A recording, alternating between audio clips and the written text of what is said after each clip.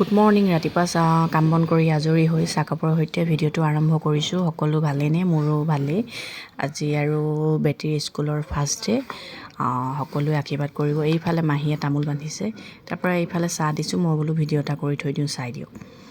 তাৰপিছত এইফালে এতিয়া বেটীক মই স্কুল ৰেডি কৰিলোঁ আৰু তাই একদম পূৰা ক'ত যায় গমেই পোৱা নাই এতিয়ালৈকে বাৰু।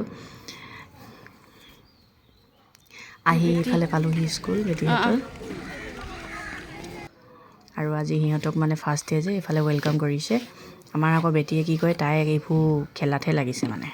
তাৰপিছত এইফালে তাইক ৰুমত সুমিয়াই থৈ আহিলোঁ। সুমিয়াই মানে তাই খেলিব লাগি গ'ল। আৰু এইফালে মানুহ বহুত ভিৰ হৈছে দেখিছেনে। তাৰপিছত বাৰু তাই অলপ চলপ অকণমান কান্দিছিলে বুলি কৈছে।